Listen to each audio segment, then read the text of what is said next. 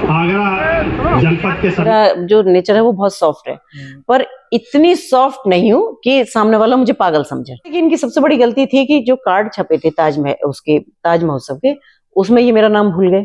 Seating arrangement था, उसमें मेरा नाम नहीं था। सरकारी प्रोग्राम में होने के बाद भी अगर तुम ये भूल रहे हो तो इससे बड़ी बेवकूफी तो कोई नहीं होगी। या तो तुम बेवकूफ हो या मुझे बेवकूफ समझ रहे हो। कि वहाँ माननीय मंत्री जी के बाद मेरा प्रोटोकॉल था। मैं आप कल गई थी तो एक वीडियो वायरल हो रहा आपका, उसमें सीडीओ मैम आती हैं आपको सम्मान देने, तो आप कहती ये लीजिए आपका सम्मान, अपना सम्मान रख लीजिए। क्या ऐसा हो गया था, आखिर क्या कारण पड़ा कि महिला आयोग की अध्यक्ष को इस तरह कहना पड़ा? देखिए, कहाँ से आहत हुई आप? बिल्कुल आहत मैं नहीं हुई, क्योंकि मैं बहुत ही, मेरा जो नेचर है वो बहुत सॉफ्ट है, पर इतनी सॉफ्ट नहीं हूँ कि सामने वाला मुझे पागल समझे, क्योंकि बुद्धि भी रखती हूँ। पर क्योंकि मेरा शहर भी यही है, तो मुझे नहीं लगता कि मुझे यहाँ, क्योंकि सब मेरे अपने, और मुझे बहुत बहुत स्नेह मिला हमेशा से। पिछले कम से कम 25-30 साल से मैं देख रही हूँ कि लोगों ने सर आंखों पर बिठा के रखा।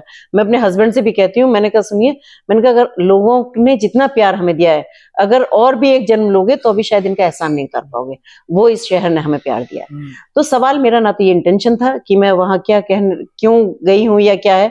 मुझे वहां से 3-4 फोन भी आए, उन्होंने बुलाया भी, फिर मुझे बल्कि ये भी कहा कि भाई आप ताज महोत्सव के किसी प्रोग्राम में नहीं रहे। वो बाई चांस वाली बात थी, क्योंकि मेरे पूरे प्रदेश में प्रोग्राम लगे रहते हैं, तो मेरे और जगह प्रोग्राम थे, तो इसलिए मैंने 1-2 प्रोग्राम अटेंड भी किए यहाँ रुक के।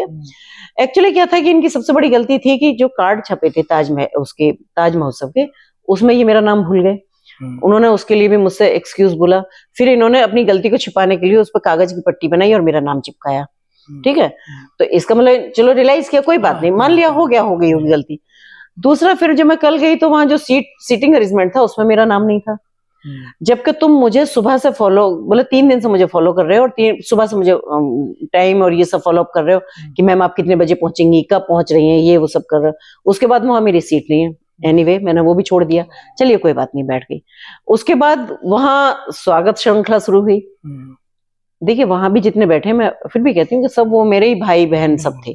मेरा वहां, क्योंकि आप जानते हैं कि यहाँ के अगर जनप्रतिनिधि हैं तो उनसे भी मेरे सबसे बहुत पारिवारिक रिश्ते हैं। मेरा कहीं किसी से कोई कटुता नहीं है। सवाल ये नहीं था, सवाल ये था कि वहां मैं हूं, और मैं क्योंकि वहां सरकारी प्रोग्राम में गई थी, वहां मैं किसी पारिवारिक प्रोग्राम में नहीं गई थी।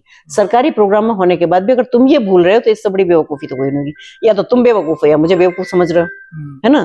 तो आप वहां था, अगर आपके कैमरामैन होंगे या कोई भी वहां रहे होंगे, तो सबका वो हो गया, क्या कहते हैं उसको, सम्मान, स्वागत, जो भी बुके सुके। लेकिन मेरे को फिर भी शायद उन्हें याद नहीं आया, उनकी आंखों के सामने बैठी फिर भी नहीं दिखाई। तब मंत्री जी ने, उन्होंने भेजा अपने पीआरओ को वहां से, हाँ, जयवीर सिंह जी ने, उन्होंने पीछे से, वो पीछे अमित जी गए उनके, और उन्होंने जाके वहां एक स्लिप दी और उनकी स्लिप को उठा के ले गए। वो बल्कि वहां बैठे गए ना, बोले ये क्या हो रहा है, बोले प्रोटोकॉल ही नहीं पता इनको किसी को, है ना। जबकि वहां माननीय मंत्री जी के बाद मेरा प्रोटोकॉल था, उसके बाद बाकी सबका शुरू होता है। तो वो इतने भी, मतलब पढ़े लिखे इंसान इतने भी बेवकूफ नहीं हो सकते कि जिनको इतना भी नहीं है। और तुम्हें अगर इतना ज्ञान नहीं है तो फिर तुम्हें बुलाने से पहले सोचना चाहिए, या तो तुम्हें बुलाने से पहले उसको समझना चाहिए कि अभी हम किस व्यक्ति को बुला रहे हैं, और जब बुला रहे हो तो फिर उसका ध्यान रखना चाहिए इस बात में। तो मुझे थोड़ा सा ऐसा नहीं था कि ये क्या है या क्यों हो रहा है, पर हाँ, क्योंकि मुझे लगा कि अगर इनको नहीं बताया तो, या तो ऐसा कोई बेवकूफ आदमी है जिसको ये सोच देना, अरे क्या, चलो छोड़ो यार, बगैर पढ़ा लिखा इंसान है। जो व्यवस्थाओं में है और व्यवस्थाओं में होकर व्यवस्थाओं का पालन नहीं कर रहे, तो फिर उनके लिए मैं क्या कहूंगी। एक चीज को इग्नोर किया जा सकता है, 2 को किया जा सकता है, पर बार बार थोड़ी किया जा सकता है। तो इतना तो इन्हें समझना होगा ना, क्योंकि मैं इस शहर की हूँ, कहीं बाहर से नहीं हूँ। अपने शहर में मुझे प्रोटोकॉल बताना पड़ रहा है, पूरे उत्तर प्रदेश में कहीं जरूरत नहीं पड़ रही मुझे बताने की, तो इतना तो है ना। तो इसको लेकर के किसी का फोन आपके पास आया हो, या आपने अपनी बात कहीं रखी हो? देखिए, मैं इतनी कमजोर नहीं हूँ कि मैं अपनी इतनी छोटी छोटी बातें कहीं रखूं। इनके लिए तो मैं ही, और ना मेरे लिए कोई वो इतना बड़ा इश्यू है कि मैं उसके लिए, ये तो आप लोगों ने उसको थोड़ा सा कर दिया क्योंकि वहां थे सब लोग। अदरवाइज मेरे दिमाग में भी नहीं है ये बात कि मुझे कोई मेरे साथ कुछ है, क्योंकि मेरे लिए कोई बहुत बड़ा इश्यू नहीं है ये। चलिए आगे, महिलाओं को आत्मनिर्भर बनाने के लिए या महिलाओं के प्रति अत्याचार कम हो, इसके लिए कोई विशेष योजना आपके पास है, और नहीं कुछ क्या किया जाए और ज्यादा अच्छा किया जाए?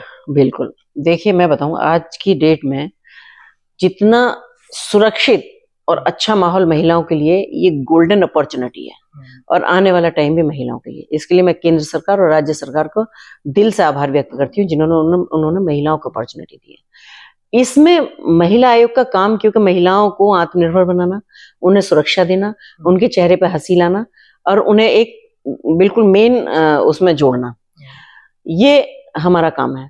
इसमें हमें सुविधा इसलिए क्योंकि केंद्र सरकार और राज्य सरकार की इतनी सारी योजनाएं हैं महिलाओं के लिए कि जिनको अगर भली प्रकार से वो नीचे तक चली जाती हैं, मतलब जैसे कि भारतीय जनता पार्टी में अंत्योदय की बात होती है, अगर वहां तक चली जाती है तो मुझे नहीं लगता कि कोई भी महिला आत्मनिर्भर बनने से चूकेगी। और जब वो आत्मनिर्भर बनी जाएंगी तो मुझे लगता है कि फिर वो सुरक्षित भी है। सुरक्षा के हिसाब से तो आप देखते ही हैं कि उत्तर प्रदेश का क्या माहौल है कि कभी ये टाइम हुआ करता था कि बहन बेटियों को स्कूल जाना मुश्किल होता था कि स्कूल से वापस आएंगी या नहीं आएंगी, ये भी नहीं पता होता था।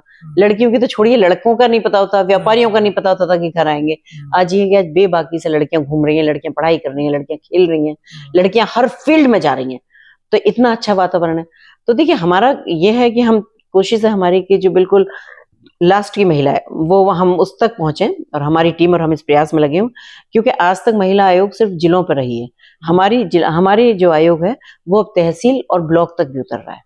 तो ये इसलिए क्योंकि हम चाहते हैं, क्योंकि हम सच में काम करना चाहते हैं और महिलाओं को हम स्ट्रॉन्ग करना चाहते हैं, क्योंकि आने वाला टाइम महिलाओं का है। हम बताना चाहते हैं उनके अधिकार क्या है, उनको कैसे आत्मनिर्भर बनने में हम उनकी मदद कर सकते हैं, या सरकार की इतनी योजना उनका लाभ उनको कैसे मिल सकता है, और आने वाले टाइम में वो कैसे मुख्य धारा से अपने आप को कनेक्ट कर सकती हैं।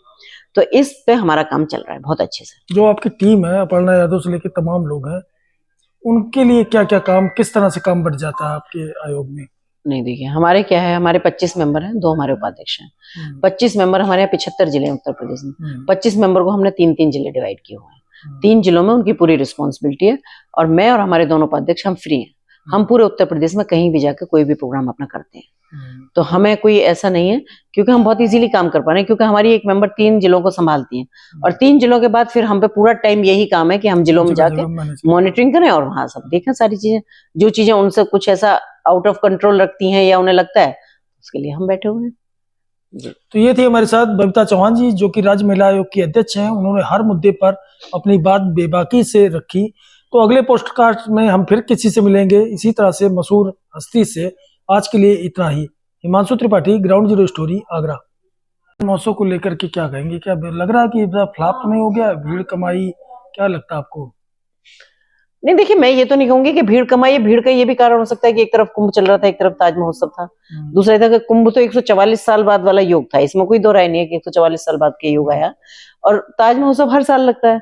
तो थोड़ा सा ये भी हो सकता है कि भीड़ ना आने का कारण कि कुंभ की तरफ लोगों का बहुत ध्यान था और ताज महोत्सव की तरफ उतना। फिर एक्चुअली क्या था, क्योंकि इतना बड़ा प्रोजेक्ट भी बन गया। दूसरा, भारतीय जनता पार्टी की अगर बात करूं तो उन्होंने सनातन के प्रति इतना क्रेज बढ़ा दिया ना कि लोगों ने ऐसे ऐसे पैकेज बनवाए कि जैसे वो यहाँ से कुंभ गए, कुंभ से फिर वो बनारस आए, बनारस से फिर अयोध्या गए, अयोध्या से फिर वृंदावन आए।